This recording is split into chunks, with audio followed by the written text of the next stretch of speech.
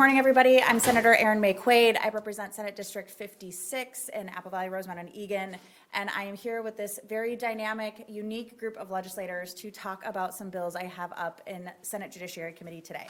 I want to say up front, I am no Luddite. I think a lot of people in this room would know that I am a prolific social media user. Like many millennials, I'm an early adopter of technology. And in fact, millennials are what we call the bridge generation because we were raised as we bridged from analog to digital. I believe in the power of technology to make huge leaps in protecting our environment, advancing health sciences, and connecting people across differences and distances. So I say all that to say I don't hate AI. If it's done right, the promise of AI and other technological advancements could be tremendous.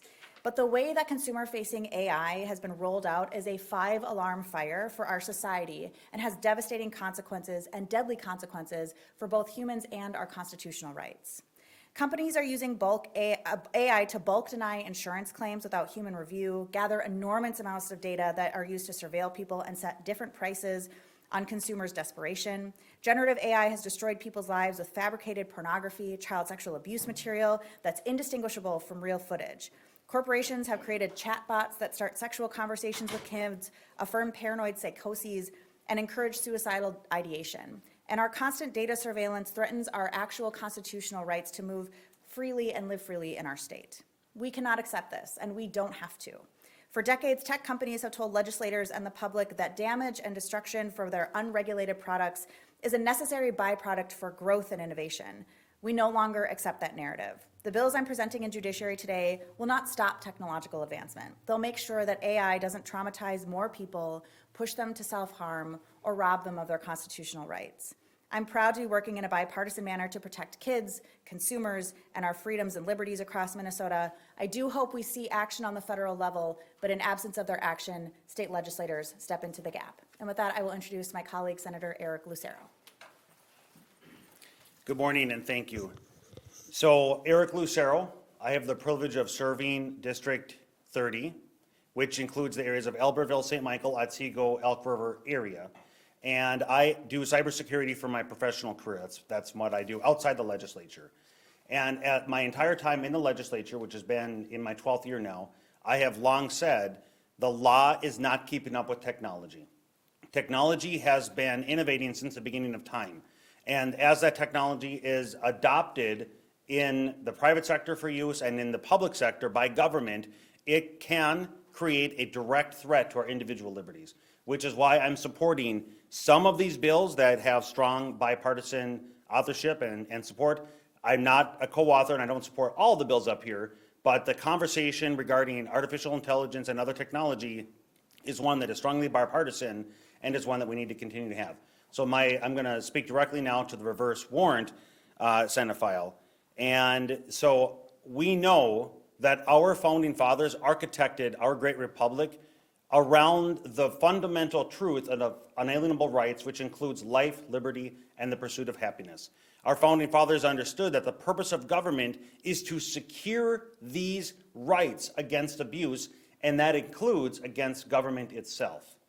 So our founding fathers included the Fourth Amendment, which explicitly protects against unreasonable searches and seizures against persons, houses, papers, and effects, except and unless there's a warrant that's supported by oath or affirmation that describes the particular place to be searched and the particular person or things to be seized.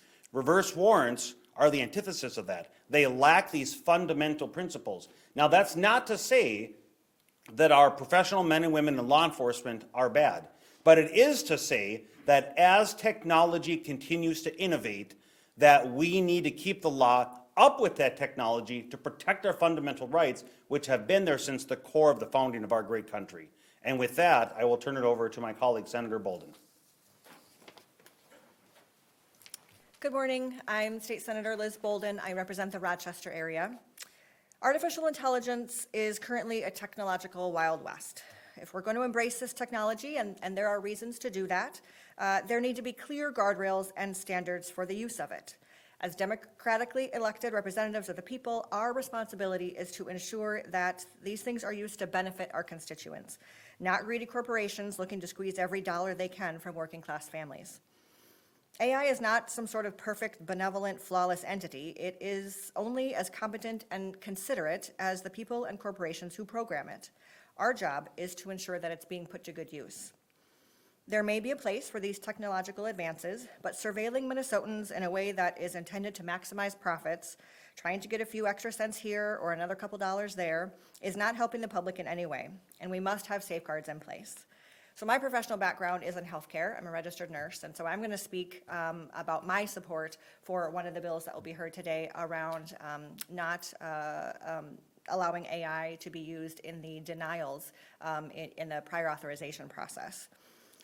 Minnesotans are already frustrated and stressed when their healthcare claims are denied, and that happens often. Imagine how you would feel if it was a robot who denied your coverage and got it wrong. Now you're on the phone with another AI customer service representative trying to explain that a different robot messed up your care. Minnesotans know this would be a headache at best. At worst, it could mean unnecessary financial nightmare or a life or death situation. Nobody wants that. Healthcare is a human-centered industry. Patients, doctors, nurses, and family members all rely on each other. Inserting AI into that equation presents numerous problems that could derail a patient's whole recovery. Healthcare is a human right, and we ought to treat it as such by providing it for everyone. We don't need an AI roadblock getting in the way of people's care. And with that, I will turn it over to Chair Latz. I'm just here in support of the general concept of reviewing AI. We're going to hear the Bills and Judiciary Committee today, have a robust discussion about the portions of it that are within our jurisdiction. As Senator Lucero said, it's an important conversation to be had. It's bipartisan. For those of us who are a little bit skeptical about the reach of the government, sometimes the overreach of the government at all levels, I think we have an obligation to review these questions, and that's what we'll be doing in Judiciary today. Thanks. Take questions. Either Senator Makway or Senator Lucero, on the reverse location bill, can you just explain what that even is and maybe uses of it today? I saw that it looks like there was a opposition letter presented to the committee from the BCA, so it would suggest that they're perhaps using this or contemplating using this into the future. Yeah, so it's a very good question. The first thing I'll say is the BCA and the chiefs of police and I have had a very good, robust, ongoing conversation about this bill to make sure that we end up in a place where everyone feels we're balancing constitutional liberties with public safety.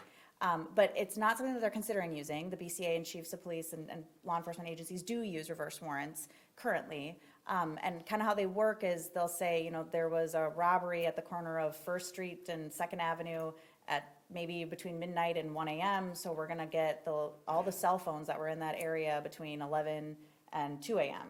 And then go backwards from there to try to find a person, and then maybe we can do an additional warrant to find more information. And so as Senator Lucero talked about explicitly, it's kind of the opposite of what warrants are for. Warrants are for a specific person or a specific place for a specific reason, and this is kind of trying to backway its place into finding a specific person or place. Did you want to add anything, Senator? Yeah, no, that's exactly right. That's hence the word reverse. It's starting with an unknown person and having to get a warrant to get a search dragnet and then work backwards to try to find or narrow down to one or several individuals. And again, that is the opposite of what warrants were originally intended and what is explicitly stated in the Fourth Amendment. And there's another part to this bill too, and it's reverse word searches.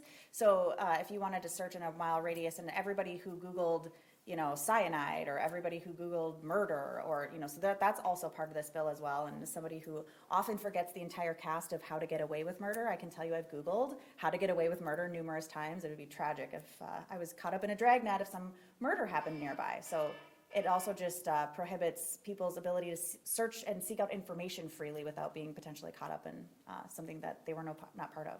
As far as the conversations with law enforcement have gone on that, you mentioned, I don't know, is there like a middle ground that you found that they've discussed that maybe we could tweak this bill to not outright ban this thing that we're using, but make it a little more workable or something along those lines?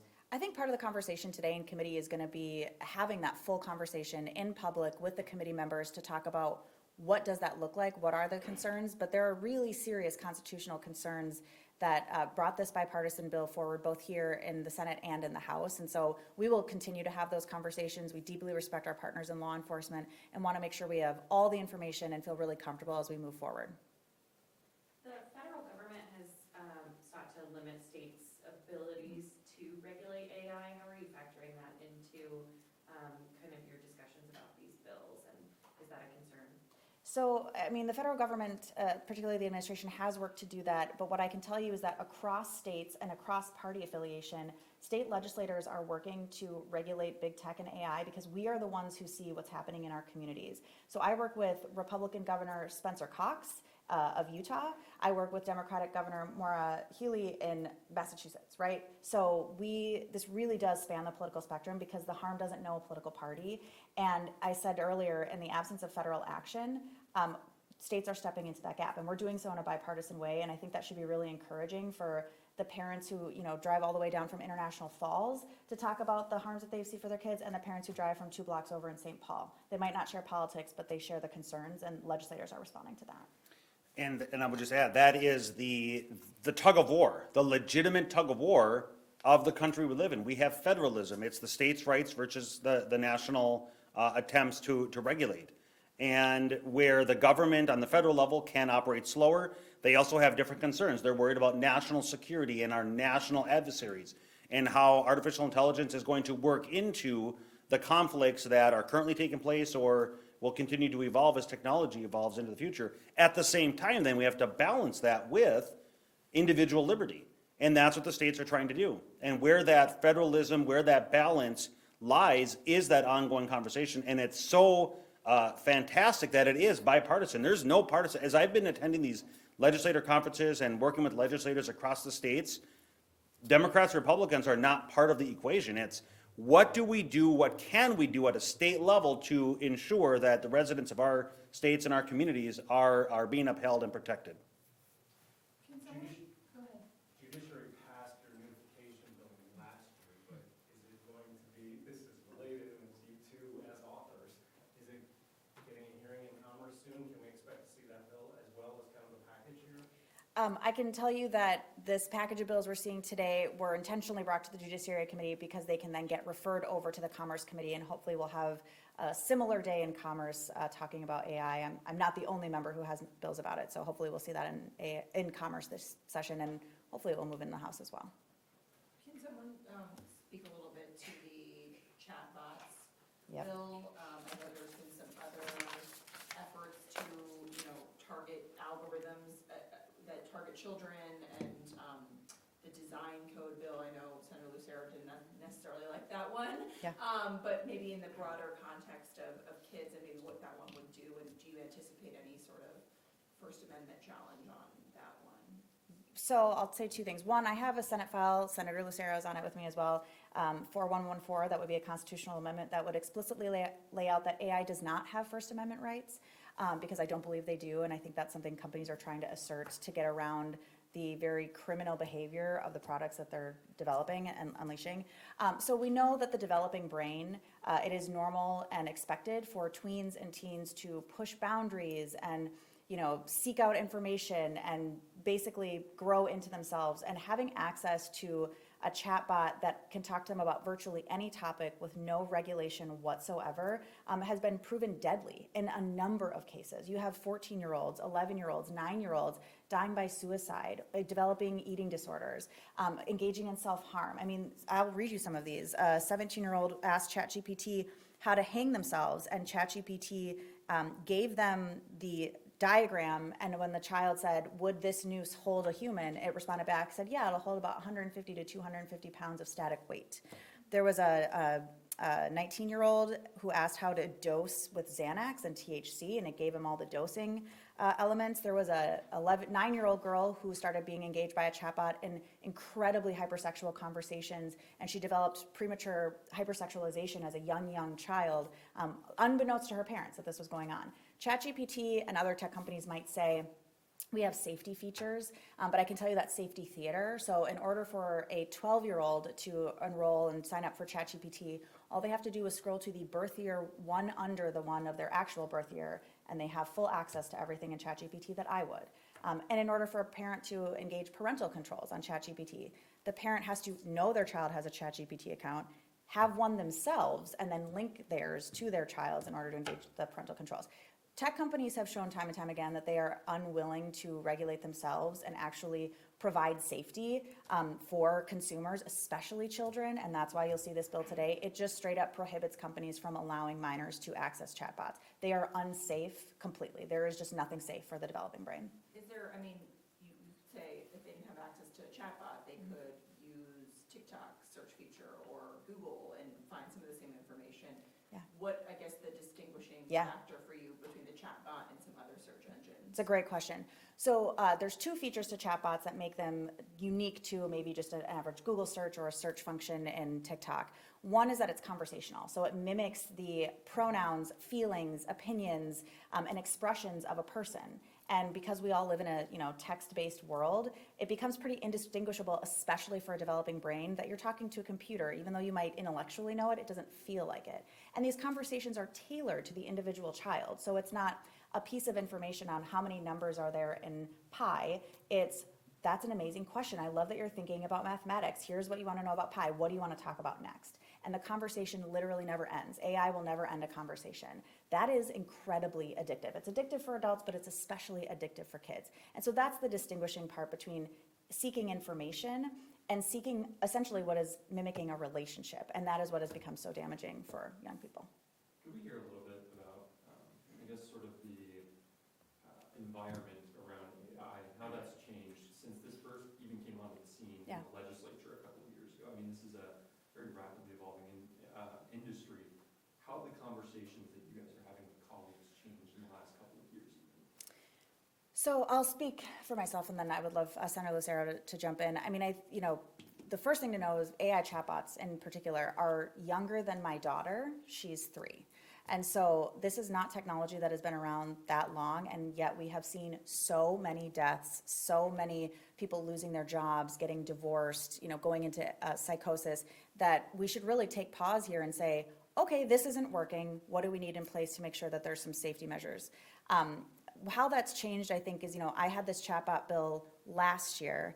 I think at the time everyone was like, okay. And even between last session and this session, the number of stories we've seen, the number of lawsuits filed, the regular day-to-day interaction that members have has certainly changed too. And so, it's one of those things where I think I was right, but just early. And that's what tends to happen with some of these tech bills. But I think we need to look at what frameworks do we already have in law that we can then say, it's already a crime for an adult to talk to a young person about sex and lure them into a sexual relationship. It should also be a crime for a tech developed by an adult to do that to a young person, right? So we do have these frameworks that exist in law already, and it's just applying it there.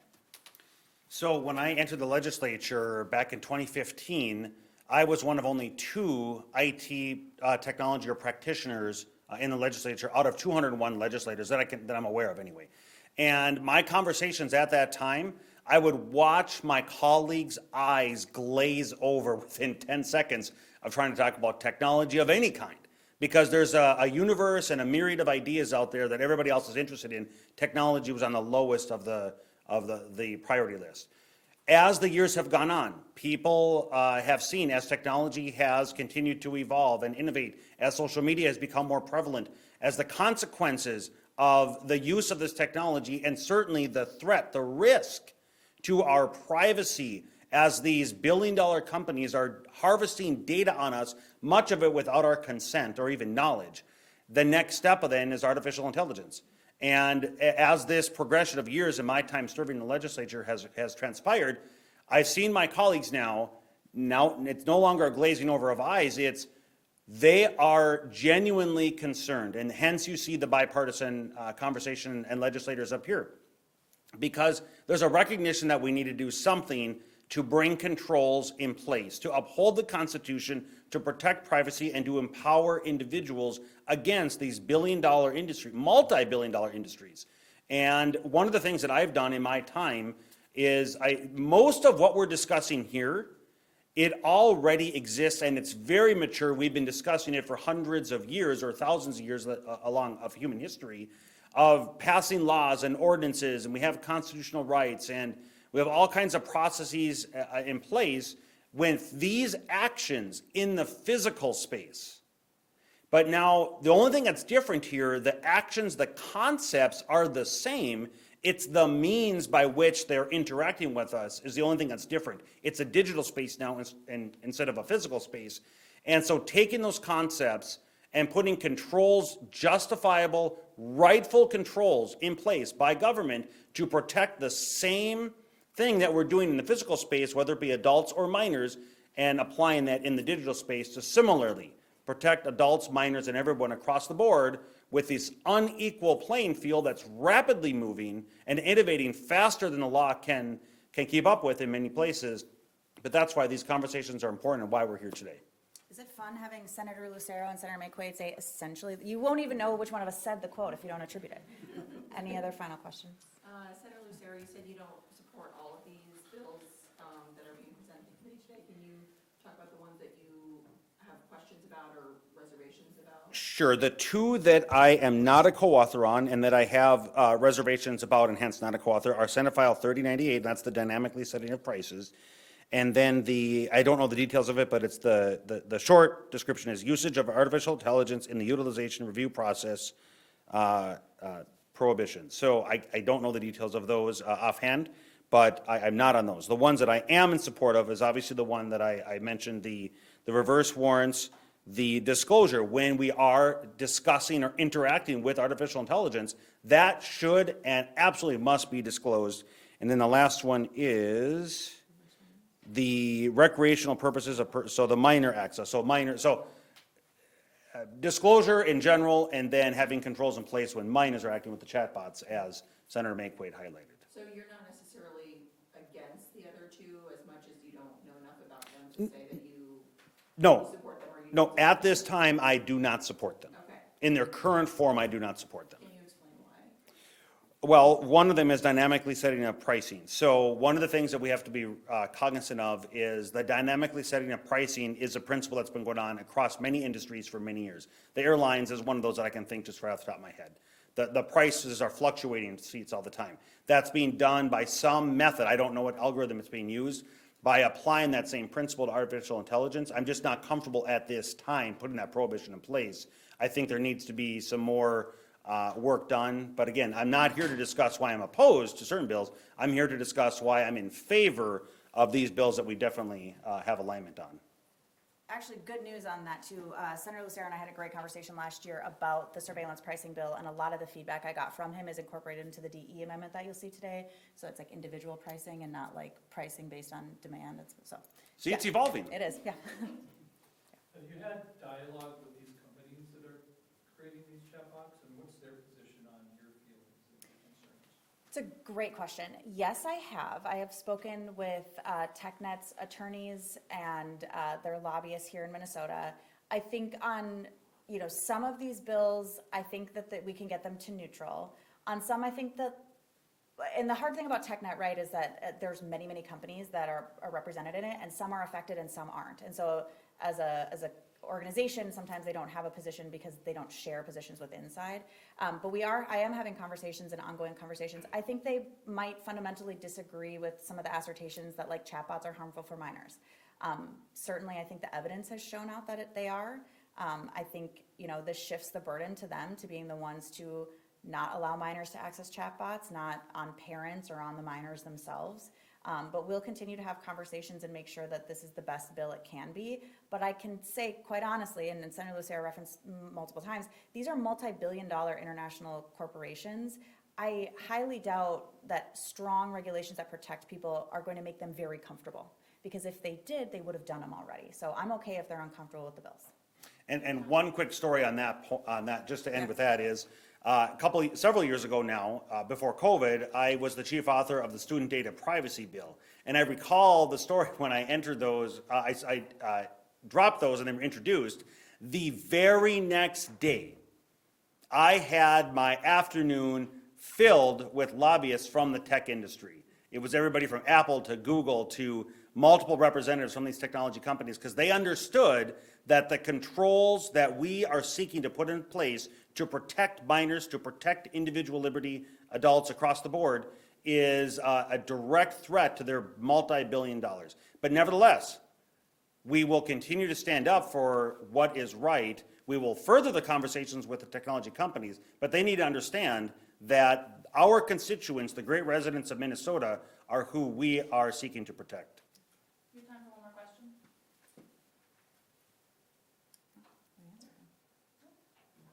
Thank you, everybody. Yeah, nice job.